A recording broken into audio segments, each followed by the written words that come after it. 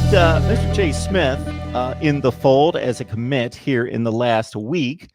And always the big question when you see and you're not familiar with that particular student athlete's resume and what they've got on tape, for me is obviously I see the category athlete, and I want to know what position he's playing. But a top 50 player, according to the 247 Sports Composite, 14th rated athlete in the country, top 40 player in Florida. So this kid can play. 6'3", 190. Yeah, he's got good size, and he's played both sides of the ball in high school. Some people, I was debating, again, with my buddy JP on Twitter. His account is locked, so if you can follow him, cool. I think it's Juice 300 now or something. But he likes Smith at wide receiver because we don't necessarily have a bigger wide receiver in that 6'3" range. I mean, you do have Michael Redding the third who came in this recruiting class, but you don't have another big recruiter or a big receiver.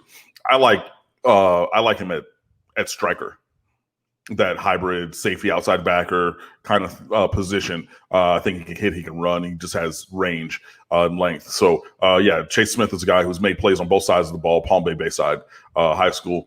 His father, Willie Smith, is a Miami Hurricane alum. He was one of the first All-American tight ends for Miami back in 1985. That's his son who's coming down and continuing that family legacy. It's a big get. Obviously, spots are tight in this class now. I think we're at 21 or 22 commits.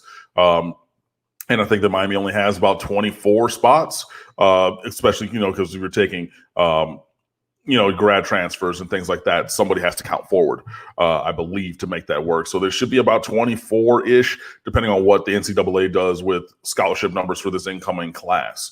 So you're talking about only 2 or 3 more spots open. But regardless, Chase Smith is a guy that Miami wanted.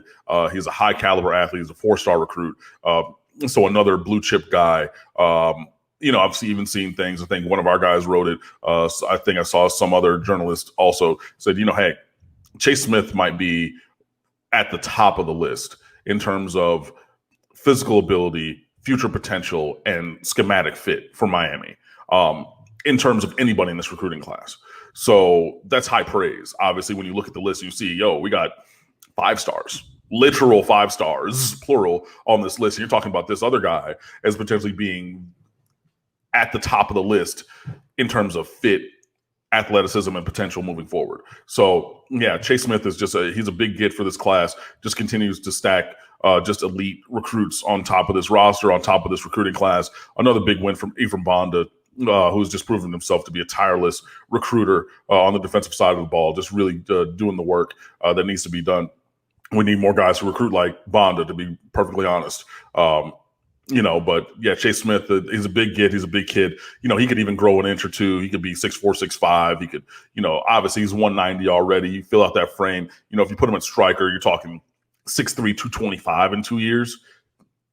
I mean, that's fully within the realm of possibilities, especially with his frame, with his pedigree, just with the, because his dad is a bigger guy. He played tight end. You know what I mean? So he was in the 200-something range. So it stands to reason you can bulk out that frame and still keep the athleticism and speed and twitchy athleticism, excuse me. So, it's a big get, a real good add to this class, and Miami just keeps on rolling.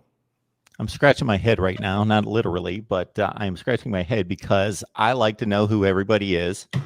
And when you said Willie Smith, the legacy commit here with Chase Smith, tight end, who put up 2 really nice seasons for the Canes, as you mentioned. I got to admit, I don't remember this guy. And was I locked into college football in 1985, 86 in that range? Hell yeah, I was. And I was just having a conversation with a buddy last night. There was a time when if you said, here's the San Diego Padres roster, I'd say, yeah, I know everybody.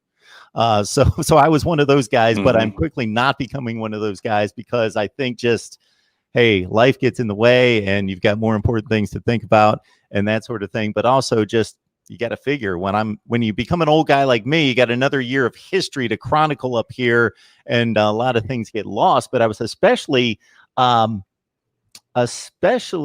bothered by not remembering him.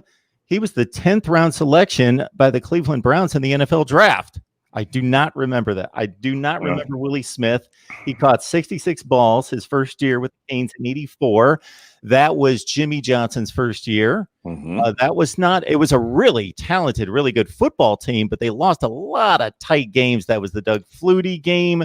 That was the Maryland comeback to win like Mhm. 42-40, Frank Reich.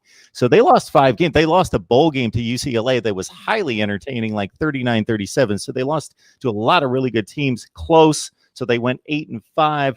But 66 catches, 5 touchdowns, and they came back the next year, a team that competed for the national championship, but lost a very bizarre game against a Tennessee team that should not have beaten them, 35-7 in the Sugar Bowl. 48 catches the next year. Then for some reason, he played 11 games, but only had 3 receptions in 86.